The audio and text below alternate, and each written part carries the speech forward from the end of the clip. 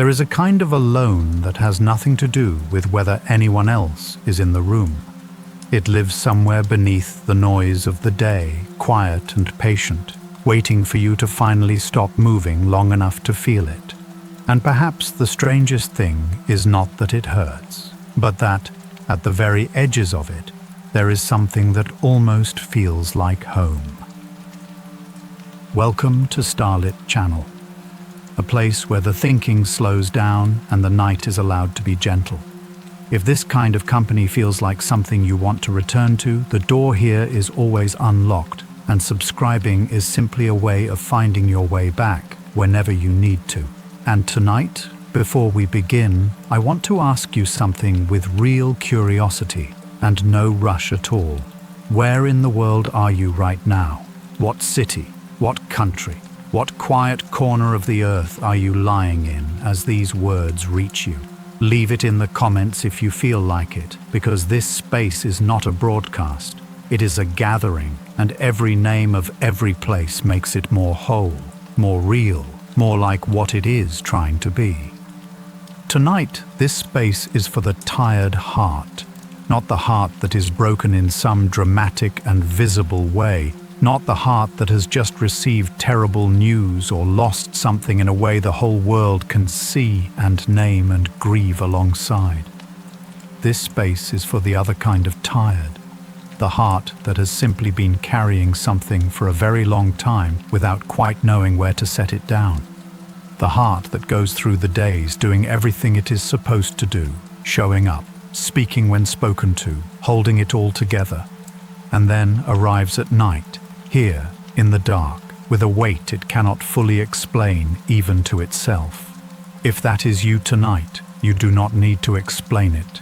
You do not need to name it, or understand it, or trace it back to its origin before you are allowed to rest. Whatever brought you here is welcome here, exactly as it is. This whole long night of words is built around a question that the poet Rumi spent his entire life circling. A question that feels almost too simple to say out loud, and yet almost impossible to fully answer. What does it mean to be alone?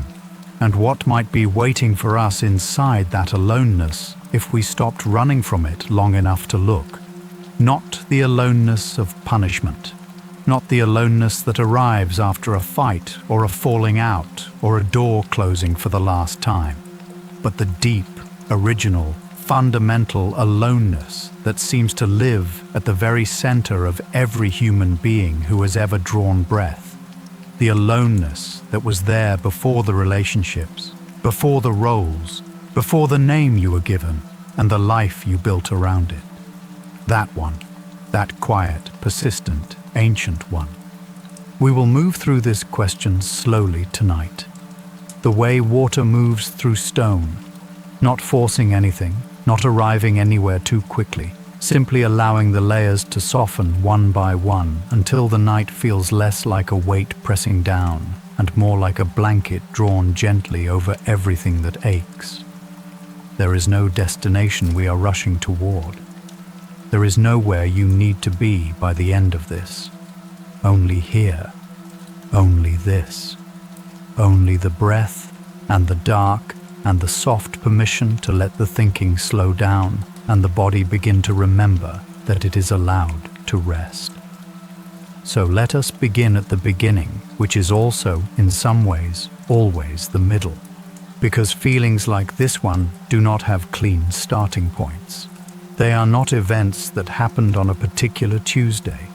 They are more like weather systems that have been building for years, moving in slowly, changing the quality of the air before you even noticed the sky had shifted. There is a difference between being alone and feeling alone. It sounds like a small distinction, the kind of thing a person might read quickly and nod at and move past without really stopping to feel the weight of it. But if you sit with it for a moment, if you let it land, you begin to realize that these are almost two entirely different experiences. So different that calling them by the same name has caused a great deal of unnecessary confusion and perhaps a great deal of unnecessary suffering. Being alone is a condition of space. It is the observable, measurable, external fact of rooms without other people in them. It is evenings without voices, Sunday afternoons that stretch long and unmeasured, an empty chair at a table, a phone that has not made a sound in hours. Being alone is something you can point to, something another person could walk into your life and verify. Yes, you are alone. There is no one else here. It is real, and it is sometimes painful, and it is sometimes deeply necessary, and sometimes it is both of those things at once. But feeling alone is something far older and far stranger than that. Feeling alone is a sensation that can arrive in the middle of a crowded room. It can arrive in the middle of a conversation with someone who loves you, who is looking right at you with full attention and genuine warmth, and still, without warning, without reason, that feeling descends, quiet and sourceless, like a door opening in a wall you did not know was there. You are surrounded and yet somehow unreachable. You are speaking and yet somehow unheard. Not because the other person is not listening, but because there is something in you that cannot quite be said. Something that exists just below the level of language, in a place where words have not yet learned to go. This is the aloneness that keeps people awake at night. Not the logistical kind, the kind solved by a phone call or an invitation or a change of address. The other kind, the one that has been there in some form or another since you were old enough to look out of a window and feel something you could not name. Rumi understood this distinction with extraordinary precision. He did not just understand it intellectually, he felt it so completely, so thoroughly, that it became the governing obsession of his entire creative life. Thousands of verses, hundreds of poems, decades of writing, and at the heart of almost all of it, the same image, returned to again and again with the devotion of someone who knows they have found the truest thing and cannot stop looking at it. The reed flute. In the opening lines of his great spiritual poem, the Masnavi, Rumi begins not with a declaration or an argument or a teaching. He begins with a sound, the sound of a flute, a reed that has been cut from the reed bed, separated from the place it grew, hollowed out and crying. Not because it is broken, not because something has gone wrong with it, but because it remembers. It remembers the reed bed. It remembers where it came from. And the crying is not defeat, it is longing. It is the sound of a thing that knows what it has been separated from and has not stopped reaching toward it. Rumi uses this image to say something that takes a long time to fully hear, something that has to be sat with, turned over, carried for a while before it opens. He is saying that the longing we feel, that ache of separation, that sense of being cut off from something we cannot quite name, is not evidence that something has gone wrong with us. It is not a symptom of a broken life or a failed relationship or a personality that cannot be satisfied. It is, instead, evidence that we were once connected to something vast, something whole, something that has not forgotten us, even when we have forgotten it. The wound, in Rumi's understanding, is not the problem. The wound is the proof. The very fact that we ache is the very fact that we belong to something larger than the aching. This idea that our aloneness is a form of memory rather than a form of damage is the thread that will carry us through this night, gently, without rush. And it begins simply with the willingness to sit with the feeling rather than immediately reaching for something to fill it. That willingness is not nothing. In a world that is very, very good at offering distraction, choosing to sit with a feeling rather than escape it is a quiet act of courage. And you have already done it. You are here, you are listening, and that means something. Take a breath now, if you want to. A slow one. Let the air move in without hurrying it. Let it move back out without gripping it. And just for a moment, Let the aloneness be there, not as something to solve, but as something to observe, something to be curious about, something to simply acknowledge, the way you might acknowledge a light on in a neighbor's window late at night, noticing it, feeling something about it, and then letting the night continue. Now, most of us were never taught how to be alone, and that is not a small thing. That is, in many ways, one of the most formative absences of our entire lives. The missing education, the lesson that nobody gave us, the skill that was never developed because no one around us had developed it either, and so it was never offered. From the time we were very young, aloneness was presented to us as a problem, something to be corrected. If a child sat too much by themselves, adults became concerned.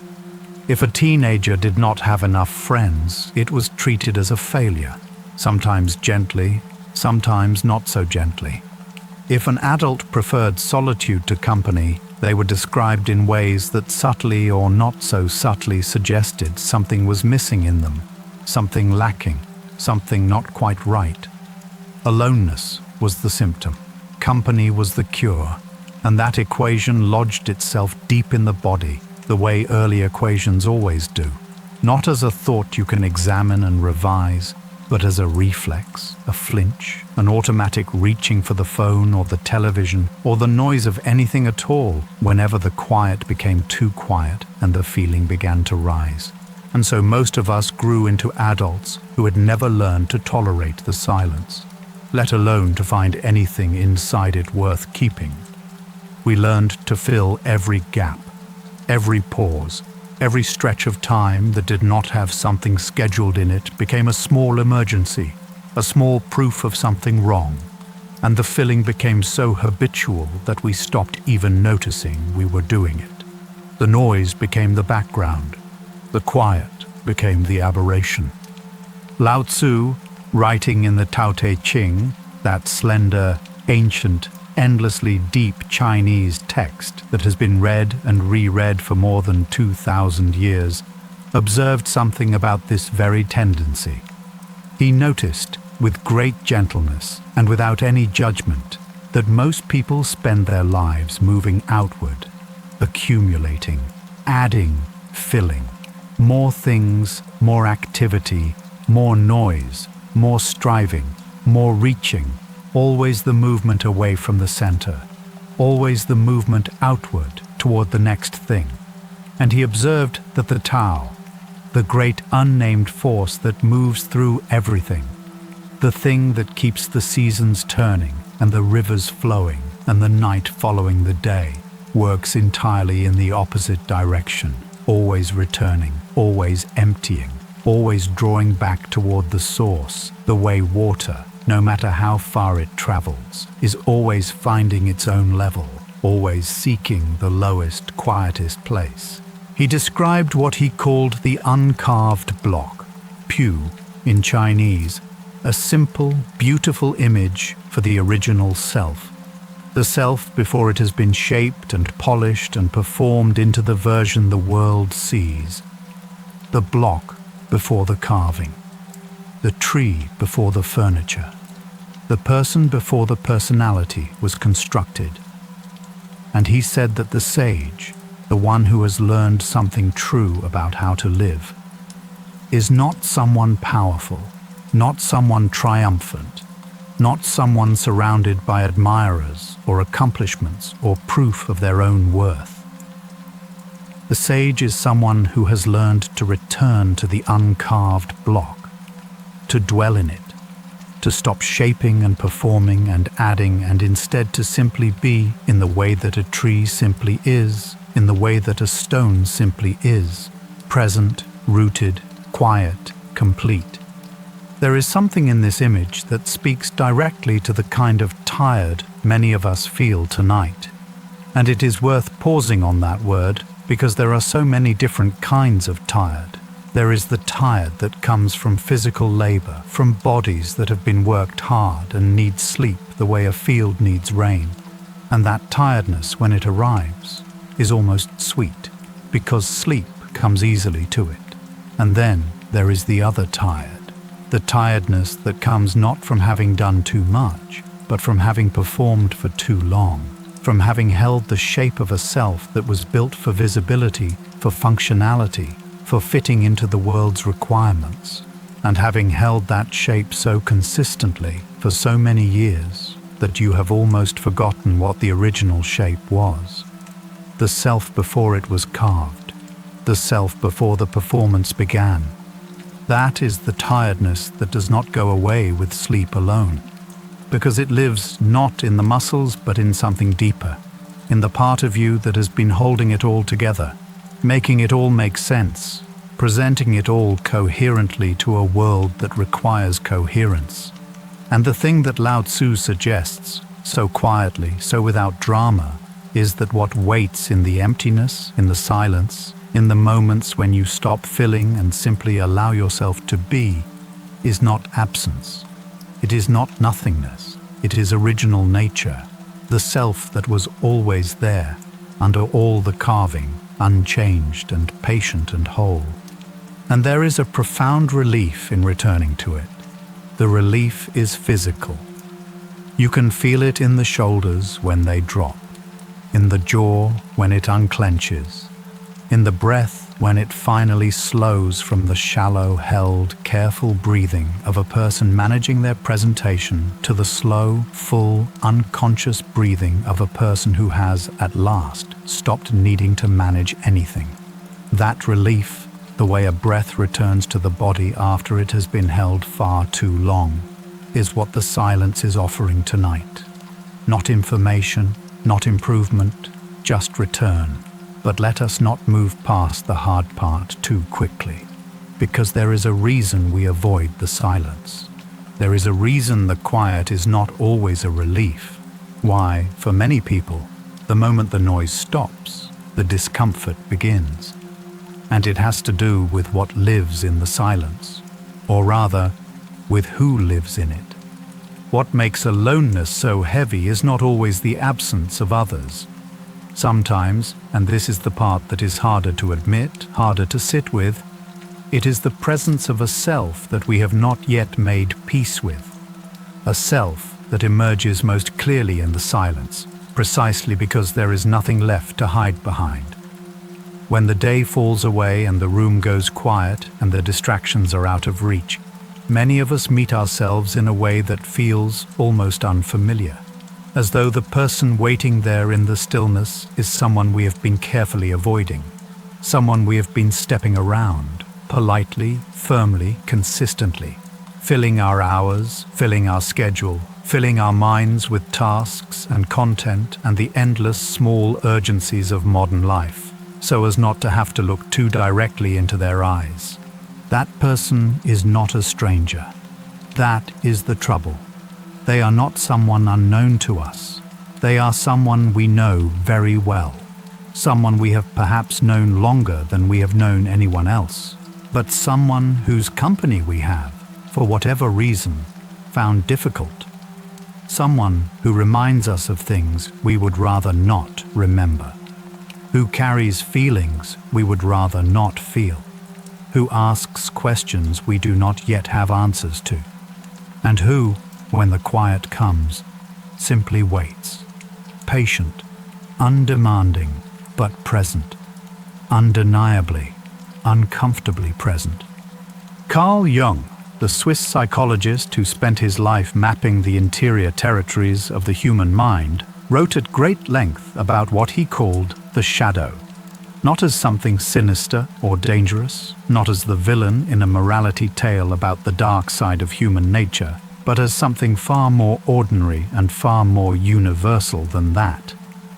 The shadow, in Jung's understanding, is simply the part of the self that has been pushed into the dark, not because it is evil, but because it is inconvenient, or painful, or simply too much for the particular world we were trying to fit into. From the time we are very small, we begin to learn which parts of ourselves are acceptable and which are not, which feelings can be shown and which must be hidden, which desires are allowed and which are shameful, Which aspects of our personality earn love and approval, and which ones earn something else: withdrawal, disappointment, correction, silence. And so we begin, very early, to divide ourselves, to take the parts that are welcome and bring them forward into the light, into the version of ourselves we present to the world, and to take the parts that are not welcome and push them back into the shadow behind the performance, where they wait in the dark and the quiet. The shadow is not small. Over a lifetime, it can become enormous. A whole archive of suppressed feeling, unlived potential, unspoken truth, unexpressed need. Every time you swallowed something instead of saying it. Every time you performed contentment instead of admitting grief. Every time you made yourself smaller, quieter, more manageable, more acceptable. The thing you made yourself smaller than did not disappear. It went into the shadow. It waited there, and it waits still.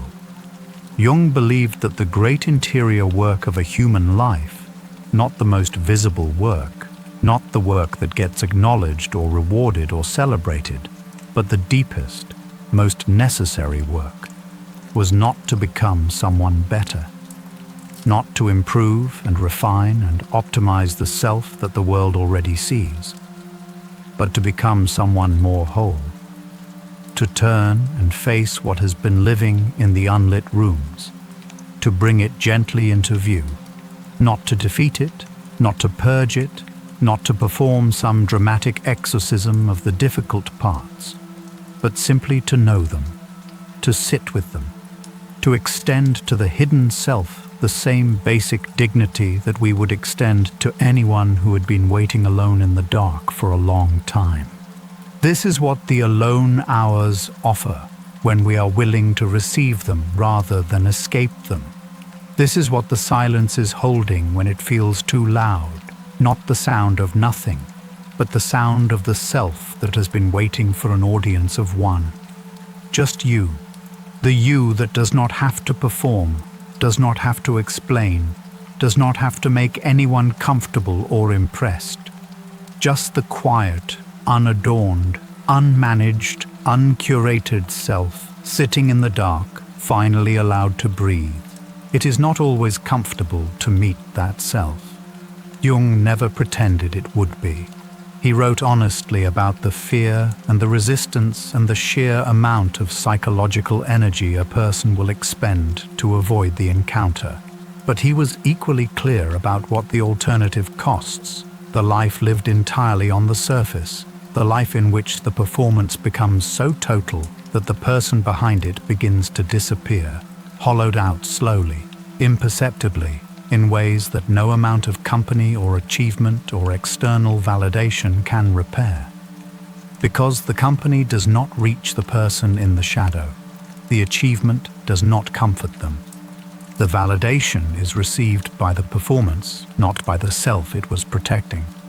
And it is that unmet self, that hidden, waiting, patient interior self, that the aloneness brings us back to, not to punish us, not to trap us, but to offer us the encounter that the daylight hours are too busy, too noisy, too crowded with obligation and performance and the management of everything to allow. Breathe again, a long one this time. Let it go slowly. Feel the weight of the body against the bed, the softness of whatever is beneath you and over you, the particular quality of the dark in whatever room you are in tonight. Notice that the self that is listening to these words is the same self that is always here, in the quiet, the one that has been here through every version of the day, every version of the year, every version of the life you have lived so far. That self is not a problem to be solved. It is simply you. And there is nothing about you in this moment that needs to be different from what it is. Now, knowing that the aloneness holds something worth finding does not, of course, make it easier to bear. And this is important. This needs to be said carefully and honestly, because there is a way of talking about the gifts hidden inside difficulty that can feel dismissive, that can make a person feel as though their pain has been folded up and handed back to them as a present they are supposed to be grateful for. That is not what this is. The ache of feeling alone, really alone, the kind that reaches through the chest and settles there, is not something that philosophical reframing simply dissolves. The body does not respond to wisdom the way the mind does. The mind can be given a new idea, and if the idea is good enough, if it lands in the right way, it can shift something. It can open a window that was closed. It can offer a new angle on an old feeling. But the body has its own language, its own time scale, its own very particular and non-negotiable process. And the body's experience of aloneness, the weight of it in the chest, the tension of it in the shoulders, the particular heaviness behind the eyes that comes from a day of carrying something without being able to set it down. That is not solved by a new idea. That needs something else. That needs tenderness. There are nights when the philosophy is simply too thin to cover the cold. And on those nights, what is needed is not more understanding, not a better framework, not a smarter way to think about the feeling. What is needed is the feeling of being received, of having the weight acknowledged without being asked to explain it, without being asked to justify it or trace it back to its proper cause or wrap it up in a bow of meaning. Just the simple, rare, extraordinary relief of being seen without condition, of having someone say, "Yes, I know. It is heavy, and you have been carrying it a long time, and you do not have to carry it alone right now." John O'Donoghue, the Irish poet, philosopher, and former Catholic priest who wrote with a kind of breathtaking tenderness about the interior life, understood this need deeply. He spent his life thinking and writing about what he called the inner landscape of the soul, the whole vast interior world that each person inhabits, that is uniquely theirs, that no one else can fully enter, no matter how close they come, no matter how much they love you. He was not troubled by this. He did not see the irreducible interiority of the self as a tragedy or a limitation. He saw it as a kind of sacred privacy, the holy privacy of being a particular self in the world, a self with its own unique experience of light and dark and wonder and sorrow. And he noticed that most of us carry that interior landscape without ever truly honoring it, without pausing long enough to acknowledge the sheer depth and difficulty and beauty of what it is to be a person with an inner life. To feel things that cannot always be named, to long for things that cannot always be articulated, to carry grief and wonder and love and fear all at once, all in the same body, all through the same ordinary day. He thought we deserved more gentleness than we typically gave ourselves, and he offered that gentleness in his writing in a way that is almost impossible to describe without quoting. Because it is not the ideas themselves that carry the tenderness, but the quality of attention behind them. The feeling that here is someone who looked at the human interior with absolute care, without flinching, without tidying anything up, and found it worthy of blessing. He wrote about loneliness not as something to be fixed, but as something to be honored, as part of the natural texture of a life lived fully and honestly. He said that the soul is never simply lonely, that the ache of separation, of not quite being fully known, of moving through the world in a self that no other self can completely enter, is the ache of a pilgrim who has not yet arrived but who is always moving closer. Not closer to another person, necessarily. Closer to something larger, closer to the source. Closer to whatever it is that the longing has always been longing for, even when the longing attached itself to a person or a place or a version of the future that did not, in the end, deliver what it seemed to promise. There is something in that framing that does not demand you feel better immediately. It does not require you to perform gratitude for the lesson or strength in the face of the difficulty. It simply reorients the feeling, gently, almost imperceptibly, the way turning toward a window changes how a room looks, without changing anything about the room itself. You are still in the same room, the same night, carrying the same things, but the quality of the dark somehow shifts. The aloneness remains, but it is aloneness held inside something larger, and the chest loosens just slightly. The breath comes a little more easily, and the night begins to feel less like an obstacle placed between you and your rest, and more like a passage, something to move through, something that has its own kind of meaning, even if the meaning is not yet visible. Let the breath slow again. You are allowed to be here. You are allowed to be exactly as tired as you are. You are allowed to ache in the ways that you ache without owing anyone an explanation. The night is not asking anything of you except your presence, your honest, unguarded, unperforming presence, and that you already have, simply by being here and breathing. There are moments in the history of human thought when a single person's life and a single person's suffering become so illuminating that they stop belonging only to themselves and begin to belong to everyone. Rumi's life is one of those. Not because it was spectacular in the way that history usually calls spectacular, not because of battles won or empires built or positions of power occupied, but because of what happened to him in the grief, because of what the grief made of him. Rumi was already a respected scholar and teacher when he met Shams of Tabriz, a wandering mystic, strange and fierce, and unlike anyone Rumi had encountered before, a man who looked at the carefully constructed world of the scholar and the theologian and asked questions that cut straight through the construction to whatever was underneath.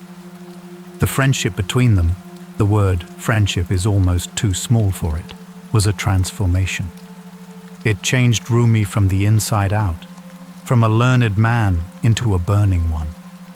From a person who knew things into a person who felt them so intensely that the feelings had nowhere to go but into verse, into music, into the endlessly turning, endlessly yearning poetry that the world has been reading ever since.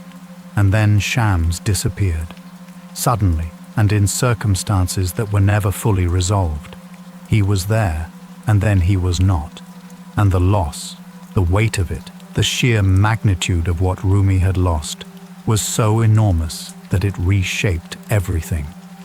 He did not recover in the way the word recovery is usually understood. He did not return to who he had been before. He did not pick up the pieces of the previous life and rearrange them into something that functioned again. He went into the grief the way a diver goes into water, completely, without reservation, surrendering to it rather than fighting it.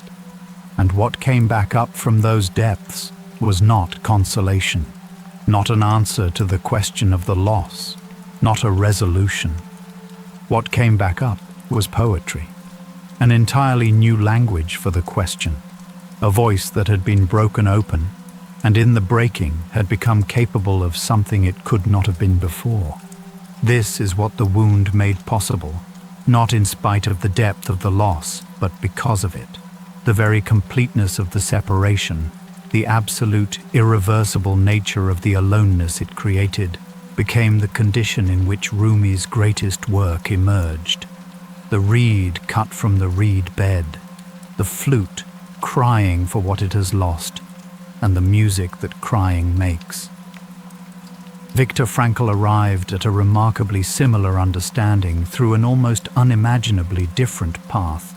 Where Rumi lost a beloved teacher in circumstances that were painful but still, in the larger scale of human suffering, survivable, Frankl lost everything: his wife, his family, his freedom, his professional work, the manuscript he had spent years writing, which was torn from him and destroyed. He was imprisoned in a series of Nazi concentration camps, Auschwitz among them, and subjected to conditions of degradation and horror that strip the word suffering of its usual meaning.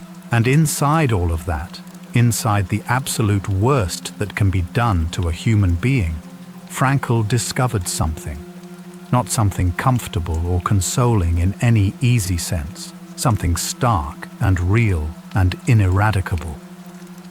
He discovered that meaning was not something the world gave to a person. It was not a reward for good fortune or a byproduct of comfortable circumstances or something that arrived from outside when the conditions were right. Meaning was something a person gave to the world, even in darkness, even in the absolute stripping away of every external thing, even when the world had become almost entirely horror. He watched prisoners in the camps, men and women for whom every material comfort, every social role, every relationship had been obliterated, and he noticed that the ones who held on to a sense of meaning, who maintained some interior orientation towards something that mattered, even if that something was as small as a memory of a person loved or a piece of beauty seen and held in the mind, those people bore the unbearable differently, not without suffering, not without anguish, but with something intact at the center, something that the suffering could not reach. He called it the last human freedom, the freedom to choose one's response to any given circumstance, however terrible. The inner life, the interior world, the self that exists beyond what can be taken away. Both men, separated by 7 centuries and by almost incomprehensibly different circumstances, found something similar at the very bottom of their deepest alone. Not emptiness, not nothingness, not the meaningless void that the fear of aloneness whispers about in the dark, but a strange, luminous, indestructible core. Something that suffering could not reach, something that could not be taken or destroyed or crowded out or eliminated, no matter what the external conditions became. Something that remained, clear and present and alive, when everything removable had been removed. This is not a comfort that resolves the aloneness. Let that be said plainly. It is not the kind of thought that makes the chest stop aching or the night feel less long. It is something quieter and more enduring than that. Something that asks us not to feel better immediately, but to feel deeper. To go all the way through the feeling rather than stopping at the surface of the pain. To trust that what lives on the other side of the going through is not more pain but something else entirely. Something that both Rumi and Frankl, from their very different positions at the very bottom of loss, recognized as real. Perhaps that is enough for tonight. Not the resolution, not the arrival, but the knowing that the going through is possible, that others have gone through, that what they found at the far side was not nothing. Rest your body a little more fully now. If there is tension anywhere, and there usually is because we carry so much of what we feel in the body without realizing it, let the weight of the mattress do its work. The floor beneath it, the ground beneath that, the whole solid body of the earth beneath all of it, holding you up without effort, without requirement, without needing anything from you in return. You are held. Right now, in this moment, you are completely held. There is a quality to the alone hours of the night that does not belong to any other time. The daytime has its own quality. Busy, lit, full of obligation and direction, the self always slightly on display, always slightly performing, always slightly arranged for the world. The evening has its own quality, the unwinding, the transition, the slow releasing of the day's requirements. But the true night hours, the ones that belong to no particular activity, the ones that arrive when even the evening's rituals are done and the dark is simply the dark. Those hours have a texture unlike anything else. They hold the day's unfinished feelings the way a bowl holds water, gently, without judgment. Whatever you did not get to feel during the day, whatever was pushed aside by necessity or by habit or by the simple impossibility of feeling everything in real time as it arrives, it is there in the night hours, patient and available, waiting not to overwhelm you, but to be acknowledged.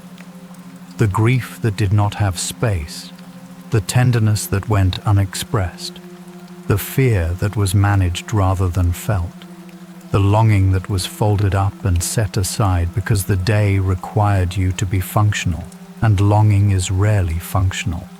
All of it there, in the quiet, held by the bowl of the night, asking nothing except that you notice it is there. Kabir, the 15th century Indian mystic poet who sewed clothes by day and sang of the divine by night, who belonged to no single tradition and was claimed by many, who wrote in the language of the ordinary and found in it nothing but the sacred. Kabir understood the night this way. He used it repeatedly in his poems as an image of the interior life at its most honest and most alive. Not the night as darkness or threat or the absence of something better, but the night as teacher, as intimate as the hour when the self stops pretending and the soul, the deep interior soul, begins to breathe. He spoke often about seeking, the universal human impulse to search, to go outward, to look for the thing we are missing in places we have not yet been, in experiences we have not yet had, in people we have not yet met, in versions of the future we have not yet arrived at. And he said, with the directness that was entirely his own, that this seeking was the great misdirection. That the divine, whatever name you use for it, whatever form it takes in your own inner world, was not somewhere else. It was not in the pilgrimage destination or the sacred text or the achieved spiritual state.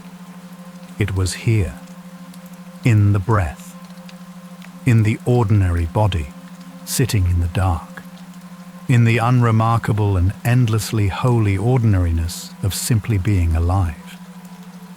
He wrote about finding the divine in the space between one breath and the next. In that tiny pause, the breath releases, and before the next one comes, there is a moment of pure suspension, pure stillness, pure being without doing.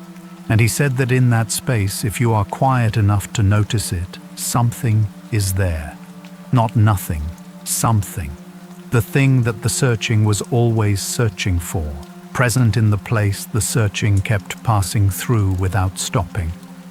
There is something in this that feels almost reckless in its simplicity.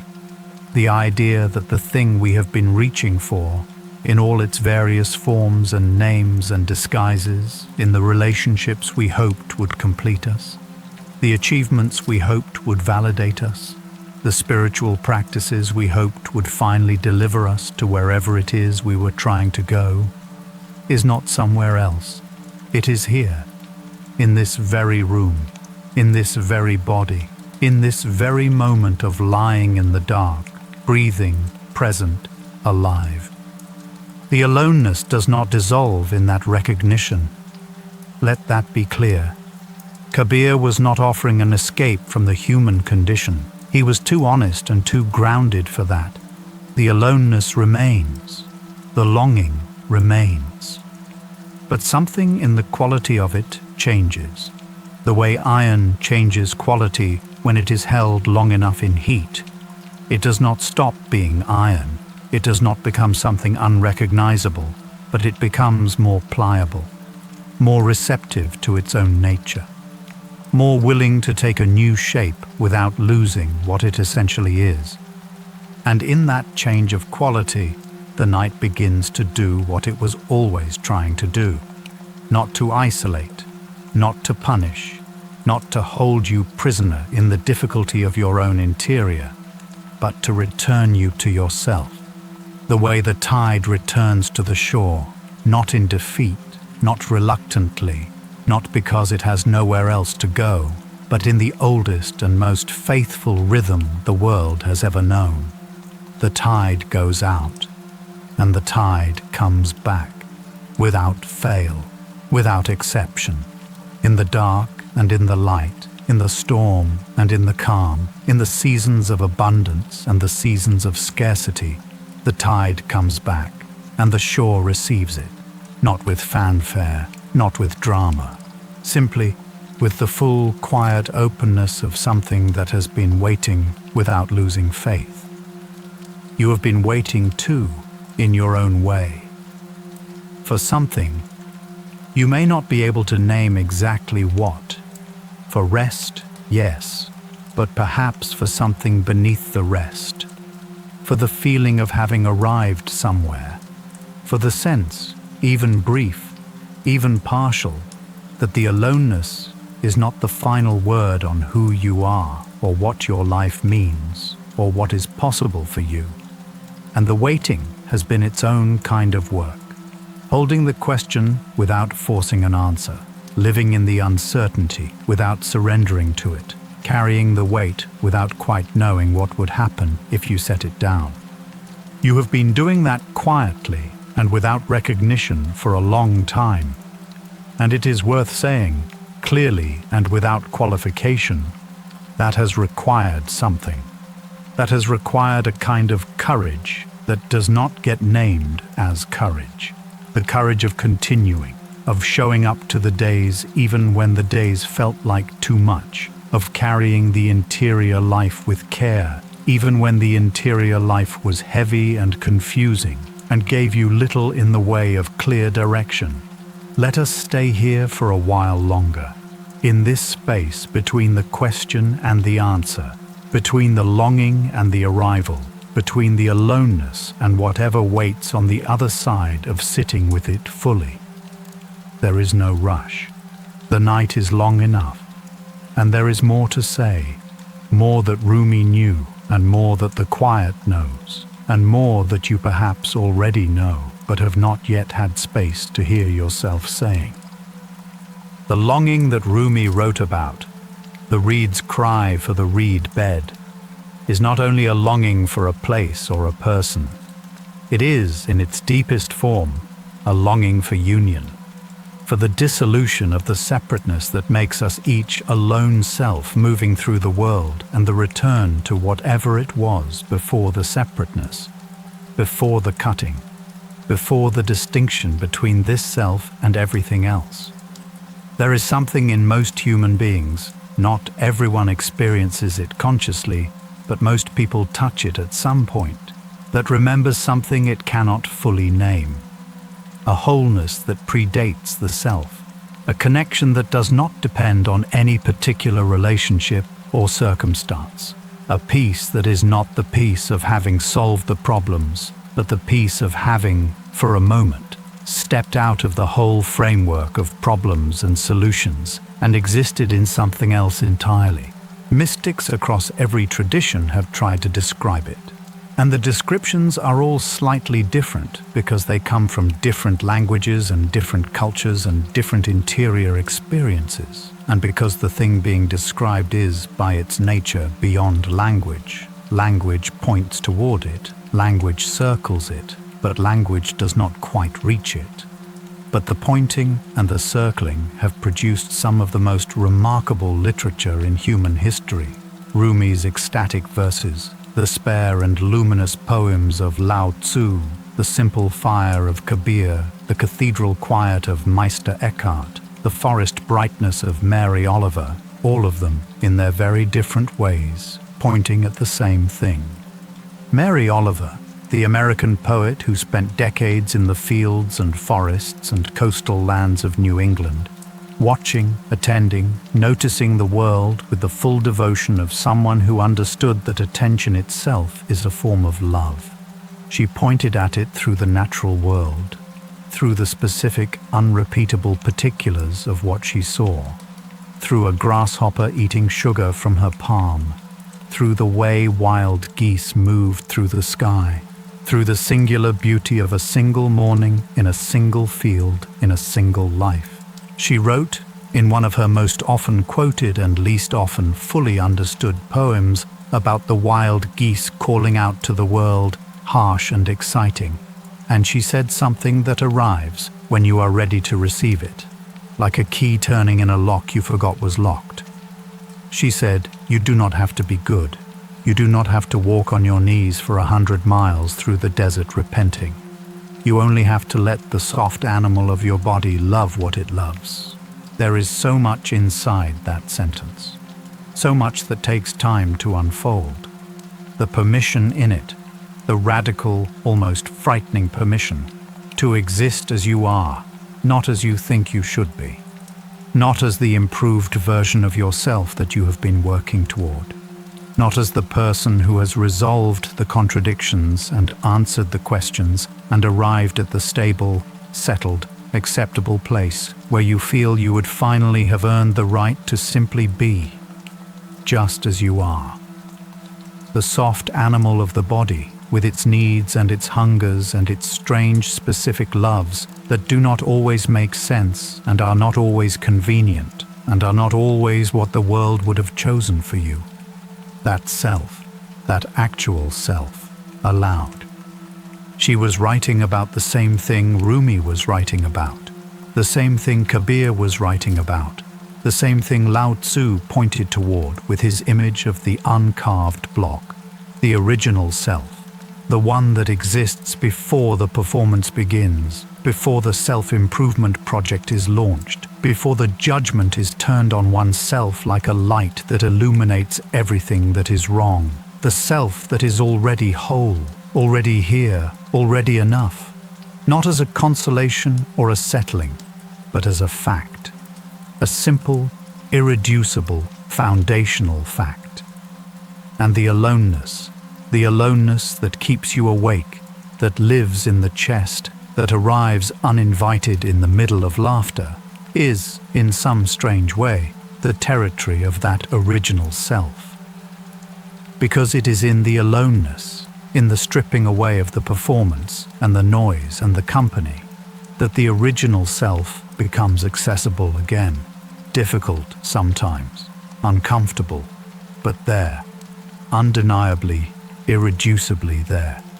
The night is the keeper of this territory, and it is worth considering as you lie here what the night has been keeping for you, what is held in the dark of your own interior that the daylight has not had time to look at, not to interrogate it, not to drag it out and examine it under the harsh light of self-criticism, but simply to acknowledge that it is there, that you are more than the day's version of you, that you contain more than the world's requirements have allowed to be expressed, that the silence is not empty, it is full of you, the fullest version, the version that does not have to perform or produce or justify its existence, but simply is. Take a moment with that. Simply is. You simply are, right now, in this dark, in this quiet, in this body, alive and breathing and complete.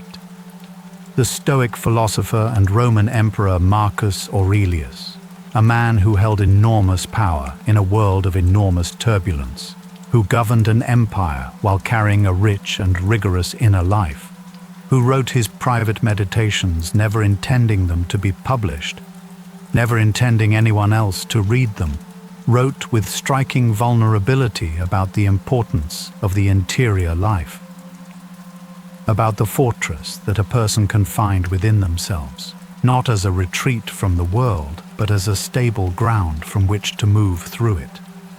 He wrote that people seek retreats in the country, at the seaside, in the mountains. But there is, he said, no retreat more quiet and more free from trouble than the soul of a person who knows how to enter into it and find complete ease. He was not talking about escape. He was not talking about the kind of withdrawal that refuses to engage with the difficulty of the world. He was talking about the place inside, the deep interior place that is always available, that does not depend on circumstances, that cannot be taken by external events, no matter how extreme they become. And he found that place, not easily, not automatically. He wrote about the difficulty of returning to it, the daily practice of the return, the constant gentle effort of coming back to center when the center had been lost. But consistently, through all the years of governing and fighting and losing and grieving and continuing, there is something in his practice, the daily, unglamorous, consistent returning to the interior, that feels relevant to tonight.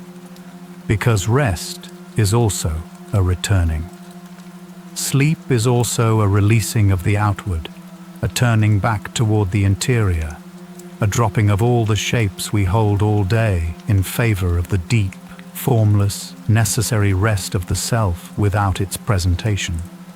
And perhaps the aloneness of the night, rather than being the obstacle between you and that rest, is actually the threshold of it, the place through which you must pass, or at least through which you can pass if you are willing, on the way to the deeper quiet that lives underneath. The deeper quiet is always there. It was there before you were born. It will be there long after.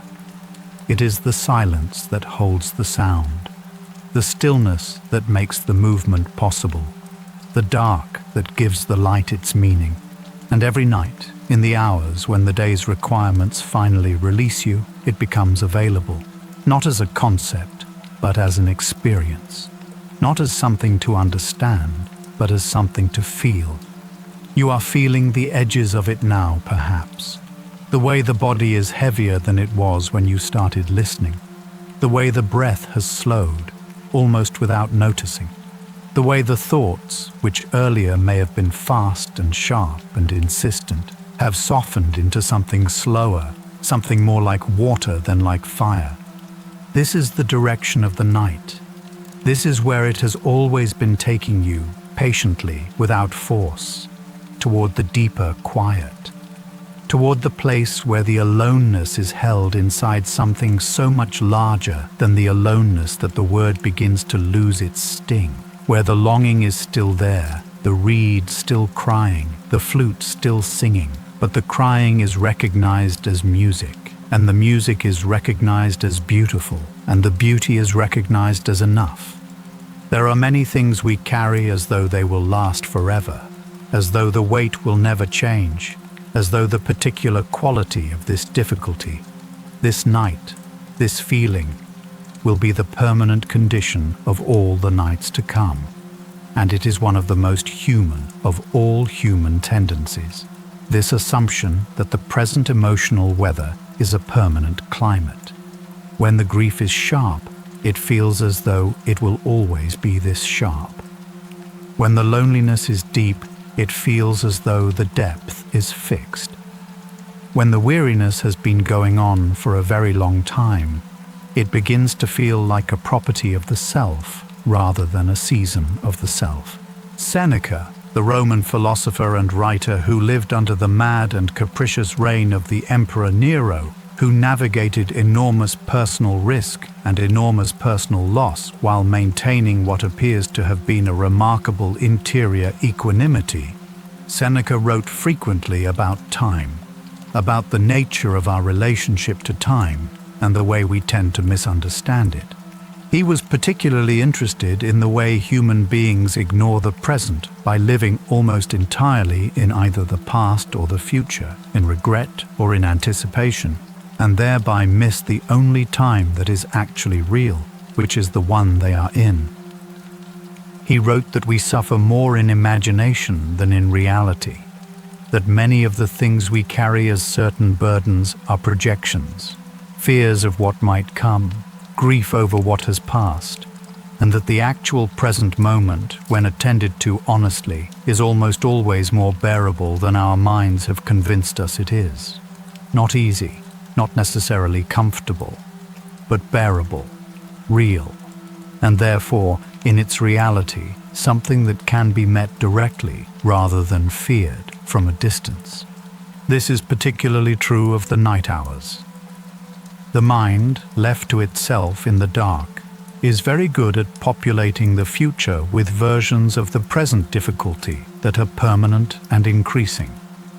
It is very good at reviewing the past with a critical eye that finds everything that could have been done better, everything that was wasted, everything that was lost through failure or poor judgment or simply the terrible randomness of circumstance. And none of that is happening right now. Right now, the room is quiet. The body is lying down. The breath is moving. Nothing is required of you. Nothing is being taken. The future has not happened yet. The past has already released you. You are here, alive, present, which means you made it through everything that came before, even when making it through seemed, in the moments of deepest difficulty, impossible. You made it through. Let that be acknowledged simply and without drama. You have carried everything you have carried through all the years it has taken to arrive at this night, and you are still here, still breathing, still capable of listening, still capable of being moved by an idea, by a question, by the memory of a feeling or the possibility of something better. That is not nothing. That is, in fact, everything. Erich Fromm, the German-American psychologist and philosopher who thought deeply about what it means to love and to be loved, about the difference between the love that possesses and the love that frees, about the deep human fear of freedom and the equally deep human longing for it, wrote that the experience of separateness is the source of all anxiety. He meant something precise and important by this, not that being separate from others is bad or wrong, but that the awareness of our separateness, the fact that each of us is ultimately a lone self, enclosed in a lone body, looking out at the world from a perspective no one else can fully inhabit, is the root of the existential anxiety that underlies almost all other forms of human fear. We are each, in some fundamental way, alone, not in the circumstantial sense, but in the ontological sense, the sense of simply being the being that we are, individual and irreducible, unable to fully merge with anything or anyone outside ourselves. And the awareness of this separateness, when it arrives, as it often does in the quiet of the night, can feel like the edge of something, an abyss, a place where the ground falls away and there is nothing to grab. But Fromm also wrote about the response to that separateness, not the response of escape, the numbing, the filling, the constant reaching outside the self for something to alleviate the feeling, but the response of love.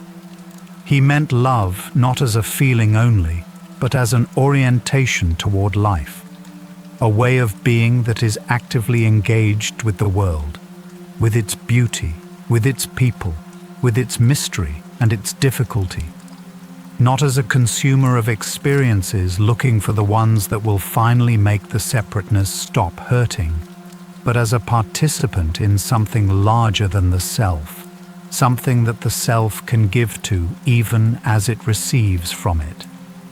He wrote that love is the only sane and satisfactory answer to the problem of human existence. And he did not mean romantic love specifically. He meant the whole orientation, the way of attending to the world with care, with curiosity, with genuine investment in what is real rather than what is useful. The way of meeting another person with the full attention that says, "You matter, not because of what you can give me, but because you are here, and being here is a remarkable and worthy thing." And there is a way in which the alone hours of the night, the hours that can feel so devoid of love, so empty of connection, can become a practice in that orientation, not toward another person in those hours, but toward the self, attending to the self with the same care and curiosity and genuine investment that love requires, seeing the self not as a problem to be managed, but as a being worthy of attention, worthy of gentleness, worthy of the same basic dignity that any other being deserves. This is not selfishness. Let that be said clearly. The practice of attending to the self with love, of being present to your own interior life with genuine care rather than harsh judgment, is not a withdrawal from the world or from other people. It is, in fact, the ground of the capacity to be present to others. You cannot give from a place of depletion. You cannot love from a place of self-abandonment. The love that gives without ever receiving, that pours without ever being filled, eventually runs dry.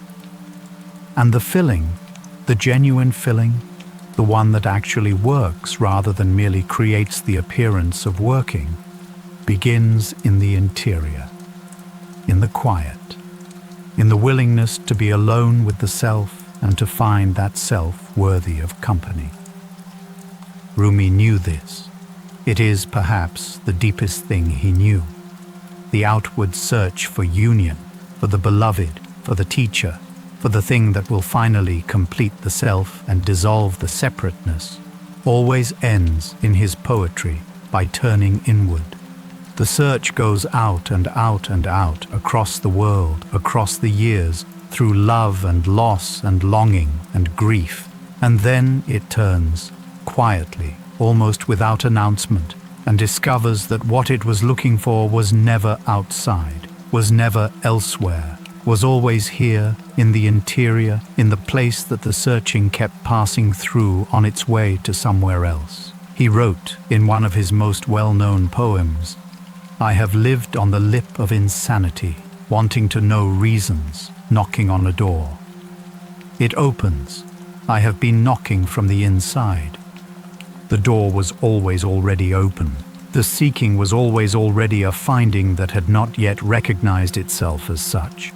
The aloneness was always already a form of company, the company of the self with the self, and beneath that, the company of something larger, something nameless, something that the reed knows as the reed bed, and Rumi knows as the beloved, and Lao Tzu knows as the Tao, and Kabir knows as the Ram, and Mary Oliver knows as the wild morning, and Marcus Aurelius knows as reason, and that you, lying here in the dark tonight, might know by no name at all, or by the name that is most true for you, or simply as the feeling, that feeling at the very edge of the aloneness, that almost feels like home. You are approaching that feeling now. You may have been approaching it for a long time tonight, slowly and without realizing it, the way a person approaches sleep. Not by trying, not by effort, not by the determined application of technique, but by releasing, by softening, by allowing the hold to loosen and the weight to drop and the breath to slow until the body, at last, does what it was always going to do, what it has always known how to do. Let's go. Let the letting go begin to happen. You do not have to make it happen. You only have to stop preventing it. Stop preventing it by gripping the thoughts, by keeping the vigilance, by maintaining the watch over the interior that has kept you awake when the body needed sleep. The watch is not necessary tonight. Nothing requires guarding. The night is quiet. The room is safe. And whatever has been waiting on the other side of the sleep, whatever tomorrow holds, whatever questions are still unanswered, whatever weight is still waiting to be addressed, none of it needs to be addressed right now, in this moment, in this body that is already growing heavier, already softening into the surface beneath it, already beginning the slow, wordless return to the deep quiet that is always there, waiting, without impatience, for the self to come home. Hermann Hesse, the German-Swiss novelist who wrote with extraordinary psychological depth about the search for the self, about the tension between the outer world and the inner life, about the long, circuitous, often painful journey of becoming who one really is, understood the night as a metaphor for that inward journey. In his novel Steppenwolf, in his novel Siddhartha, in the essays and poems scattered across his long life, Hesse returned repeatedly to the image of the individual who must step away from the crowd, from the comfort and noise of belonging, in order to find something more essential, more real, more lasting. Siddhartha, his great river novel, ends at the river. Not because the river holds the answer, Hesse was too subtle for that, but because the river is the image of everything the self has been reaching for, moving, changing, never the same water twice, and yet always the river, always there, always making the same sound, even as the sound is made of entirely different water in every moment, always arriving at the sea, which is always also the source, the water rising again in clouds, falling again as rain, returning again to the river, again and again, in the oldest of all the oldest rhythms. The self is like that, changing, always becoming, always losing one version and finding another, and yet something in the self persists through all the changing. Something that was there in the first moments of consciousness and is here now and will be here in whatever comes next. Something like the river itself, always different and always the same. The aloneness is part of that, always part of it. In every season of life, in every version of the self, in every circumstance and condition, there is this, the lone self, in the body, in the dark, breathing, the one who watches, the one who knows, the one who cannot be talked out of its own experience by any argument or any achievement or any relationship, however good, the one who is here, irreducibly, all the way through, and perhaps the peace that is not the peace of solutions or resolutions or the absence of difficulty. Perhaps it is found precisely here, in accepting the lone self without requiring it to be otherwise, in sitting with the aloneness not as a sentence, but as a condition, not as a failure of love, but as the shape of a particular life, not as the opposite of connection, but as the ground beneath it, the quiet, private, irreducible ground from which all genuine connection grows, because connection that has not begun from the self is not really connection. It is merger, or escape, or the pretense of intimacy that serves only to fill the space where the aloneness is.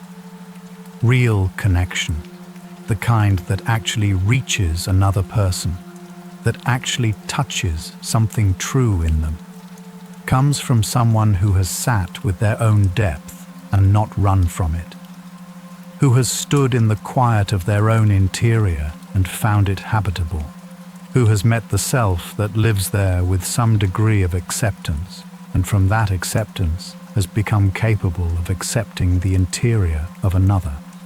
Rumi's love poems, and they are love poems, even the ones that seem to be about God or the universe or the nature of existence, are the poems of someone who has been all the way to the bottom of the interior and come back with something. They are poems of someone who has been genuinely alone in the fullest possible sense and has found in the full and complete aloneness, not emptiness, but infinity, not silence, but music, not the end of things, but the beginning of a language large enough to hold them. He wrote, "Out beyond ideas of wrongdoing and right-doing, there is a field. I will meet you there." That field. That is the place the night is. That is the place beneath the day's categories and judgments and requirements and measurements of how you are doing and whether you are doing it right. Out beyond the question of whether you are too alone or not alone enough, whether you are failing at intimacy or at solitude, whether you are running from the self or trapped in it, out beyond all of that, there is something, spacious, quiet, neither wrong nor right, just there, just real, just as it is. That is where sleep lives. That is where rest lives. Not in the resolution of the questions, but in the releasing of the urgency around them. Not in having figured out the aloneness, but in having, for this night at least, allowed it to simply be what it is. not the whole story of who you are, not a verdict on your life, not a forecast of all the nights to come, but simply this night's particular quiet, held by the dark, moving slowly toward morning. David Whyte, the Anglo-Irish poet who has spent decades writing and speaking about the conversation between the self and the world, about the courage of vulnerability, about the way the deepest questions of a life do not resolve but deepen and become more beautiful as we grow more willing to inhabit them, wrote about rest in a way that stays. He spoke of rest not as the absence of movement, but as the presence of a different kind of movement, the interior movement toward what is most true, most essential, most alive. He spoke of rest as the ground of creativity, of love, of genuine engagement, the place a person returns to when they have traveled the full circumference of themselves and arrived back at the center. He wrote about what he called the conversational nature of reality, the idea that we do not simply exist in the world, but are in constant conversation with it, being shaped by it even as we shape it. And the conversation continues in the night, quietly, beneath the level of words, in the body's slow settling, in the breath's unhurried rhythm, in the dreams that gather at the edges of consciousness, assembling the day's materials into new shapes, new meanings, new arrangements of the known and the unknown. Sleep is part of the conversation. The aloneness is part of the conversation. The longing is part of the conversation. Even the tiredness, especially the tiredness, is part of the conversation. The world is telling you something in the tiredness, in the way the body insists on returning to rest, no matter how many times the mind tries to keep it going. The world is saying, this too matters. The stillness matters. The quiet matters. What you do in the silence matters as much as what you do in the noise. Who you are when no one is watching matters as much as who you are when everyone is watching. Perhaps more, perhaps most of all. Let the night say that now, in its own quiet language. Let the dark say it. Let the weight of the body against the bed say it. Let the breath say it. In and out, steady and unhurried. The oldest language there is. The language the body has been speaking since before you had words for anything. You have been alone with yourself tonight in a particular way, perhaps a way you are not always willing to be. Listening to the interior, letting the feelings be what they are, allowing the questions to exist without demanding answers. And there is something in that, in the willingness to be present to the interior without fleeing, without filling, without performing even for yourself. That is already a form of the peace you have been looking for. Not the peace of having arrived, but the peace of having stopped running. The peace of having, at least for tonight, chosen to simply be here, in this life, in this body, in this particular and unrepeatable moment of it. Rumi spent decades being alone in the deepest way, alone with the loss of Shams, alone with the burning of it, alone with the enormous, uncontainable quality of the love and the grief that the loss had created. And he did not resolve it. He did not recover from it in the conventional sense. He inhabited it. He gave it form and voice and language. He turned toward it, again and again, with the same trust that the reed has when it cries, not performing the pain for an audience, but genuinely feeling it, genuinely expressing it, genuinely allowing the feeling to become something beyond itself. What came through that turning was the poetry. What came through the willingness to be alone with the fullest, deepest version of the feeling was a voice that has comforted and illuminated and moved human beings across 700 years and dozens of languages. The aloneness made that possible, not in spite of being the most painful thing Rumi ever experienced, but because it was, because he did not dilute it or manage it or escape it. but carried it all the way to the place where it became something else, something that belonged to everyone. You do not have to make anything from your aloneness tonight. You do not have to turn it into wisdom or art or growth or a better version of yourself. You are allowed to simply have it, to let it be what it is tonight without requirement. The making can happen later or never. The meaning can emerge in time or not. Tonight is only for this, the breath and the dark and the patient quiet of the self that has been here all along.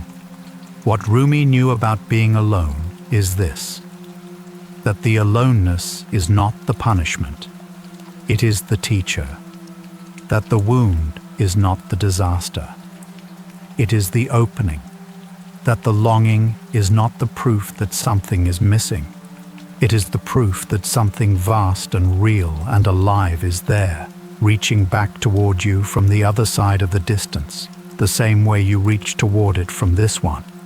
That the crying of the reed is the music, that the separation is not the ending of the story. It is, in the most mysterious and beautiful and inexplicable way, the very heart of it. And that you, lying here in the dark, breathing, alive, capable of this much tenderness toward your own struggling interior, you are already, in your own way, the reed, already making music, even if you cannot hear it, already moving toward the reed bed, even in the nights when the distance seems greatest, already arriving in the only way that arrival actually happens, slowly, quietly, one breath at a time. Breathe in, let it fill you completely, chest, belly, the whole body receiving the air without effort, without management, the lungs knowing their work better than any instruction you could give them. Breathe out. Let everything unnecessary leave with it. The tensions of the day, the grip of the worries, the posture of self-management, the effort of being anything other than exactly and completely what you are. In again. Slower this time. As slow as it wants to be. As full as it wants to be. Out again. And slower still, looser, heavier, further into the surface that holds you without being asked to, without needing anything from you in return. The thoughts will come. They always come, in the space between sleeping and waking, assembling themselves out of the day's materials, reaching for conclusions, searching for resolutions, doing what minds do. And you do not have to stop them or fight them or be frustrated by their presence. You only have to notice them the way you notice clouds. They are there, they are moving, they are real, and they do not require anything from you. They will move on. They always do. Underneath the thoughts, the breath. Underneath the breath, the body. Underneath the body, the quiet. And underneath the quiet, deeper than you have been tonight, and also as close as the next exhale, the thing that Rumi called the reed bed, the thing you came from, the thing that has not forgotten you, the thing that is right now, in the way that only the deepest things are, here. Let tonight be the night you do not have to explain the aloneness, or fix it, or apologize for the fact that it is there. It has been there for a long time, longer perhaps than you realize, and it has not undone you. It has not defined you in the ways that fear tells you it has. It has not prevented the love that has existed in your life, or the moments of connection, or the experiences of beauty, or the days when the weight was lighter and the world felt less far. It has been there through all of those, and it has not cancelled any of them.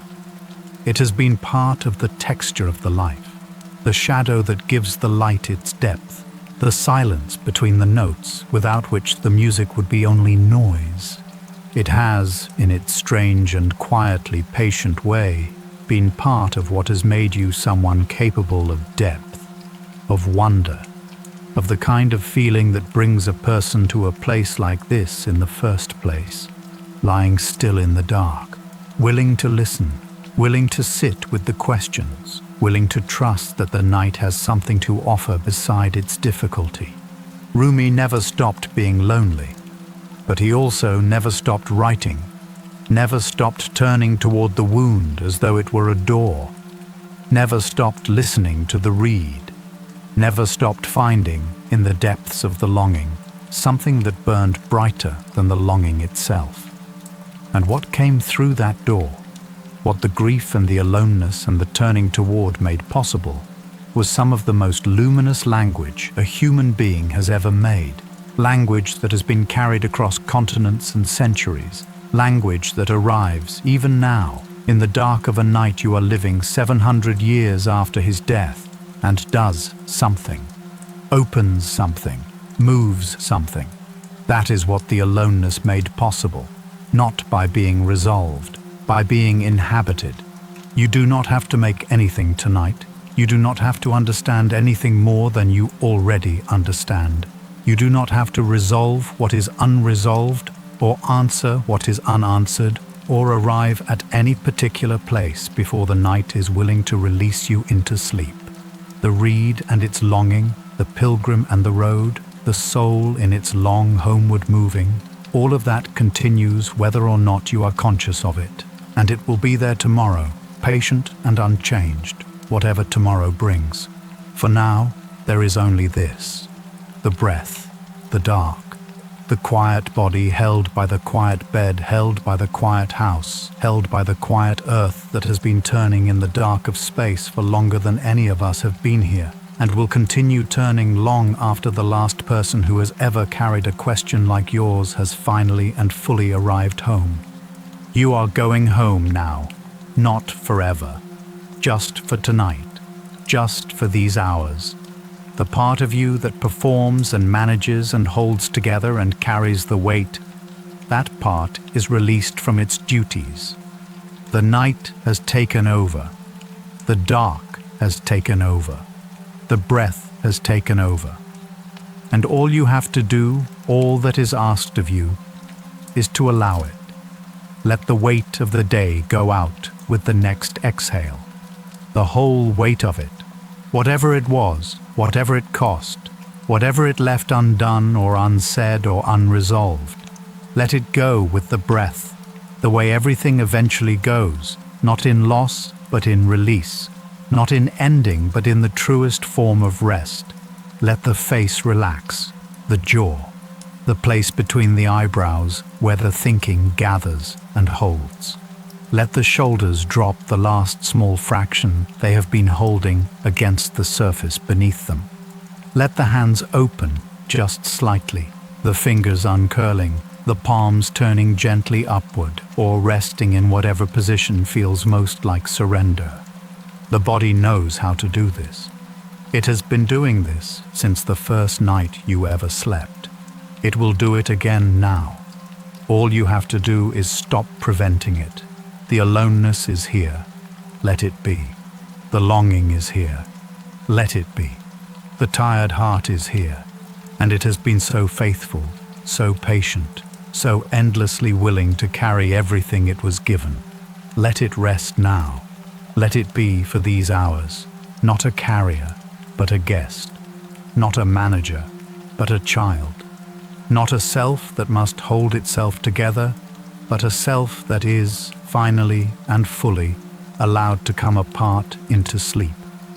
The reed is still, the music is still. The night holds everything in its dark, soft hands, the questions and the aches and the wonderful, terrible weight of being fully human, and it asks nothing of you now but this: sleep now. Let the night carry it. You have done enough. You have been enough. You are enough. Rest.